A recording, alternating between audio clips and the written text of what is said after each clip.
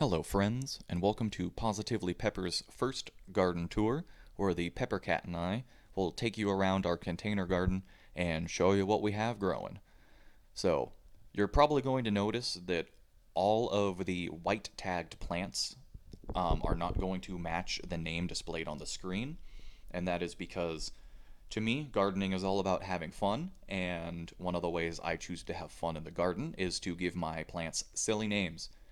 But since that would probably leave all of you wondering what they are, I just decided to put the name on the screen for you. Except for the nursery bot plants, those are just going to be keeping their normal tags.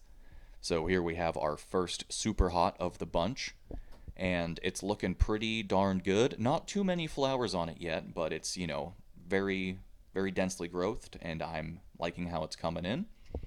My Thai hot pepper is it's doing okay. It has a couple peppers coming in that I wasn't quite able to find in my 10 seconds of trying. So you get to sit around in some anticipation until next week when I'll make sure to find those and show them off.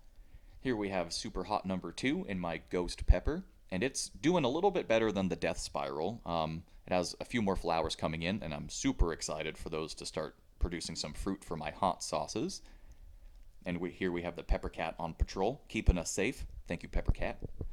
And here's another one of my favorite peppers, the fish pepper. It has this beautiful variegated foliage to it, um, and it's just such a looker. There's the Pepper Cat again, keeping us safe. Thank you, Pepper Cat. And interestingly enough, the fish pepper got its flowers coming in latest. I don't know if that has anything to do with the variegation of the leaves. Someone smarter than me could maybe tell me if that's the case down in the comments. Here we have a different varietyed jalapeno, my Goliath jalapeno. I have, I think, two more plants of this one and a few more of the early jalapenos, so definitely the most jalapenos of anything. Our first habanero, it's doing about the same pace as the Death Spiral and the Ghost Pepper.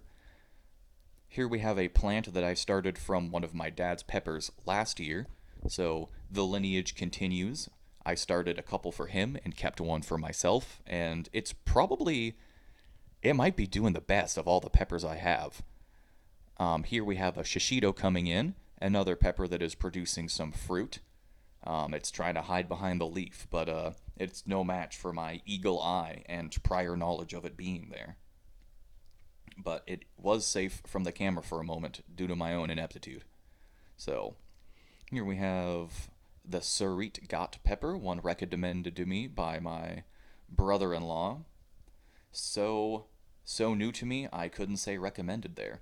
And as you can see, the aphids also love the flower, but the ladybugs will probably be doing a sweep through the plants later today, so, you'll love to see the beneficial insects at work. Here we have a lemon spice jalapeno, and I clown around a little bit trying to show off that dried up leaf right there because it was the first set of seedling leaves and they grew all fused together, and I thought that was really cool, but it didn't really show off very well.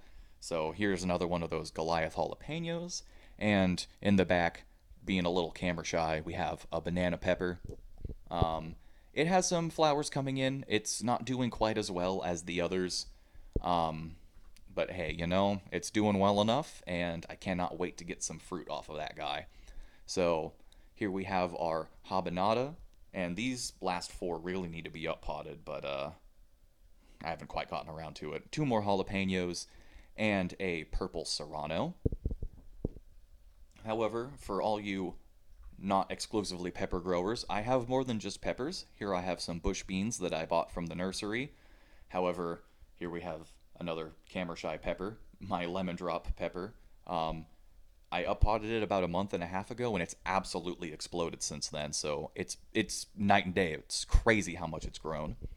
Here we have a pickling cucumber that I also got from a nursery, but I'm very much looking forward to experimenting with making homemade pickles for camping and snacking. And as we move over to my homegrown pork chop tomato, I would like to give a little bit of a PSA that I think everybody should dedicate one pot or planting space to a native plant, because my Saskatoon serviceberry has been getting pecked at by the birds, and they're absolutely loving it, and it's awesome to see. So here we have an orange habanero that's definitely been getting the brunt of the insect damage, but I thank it for its sacrifice.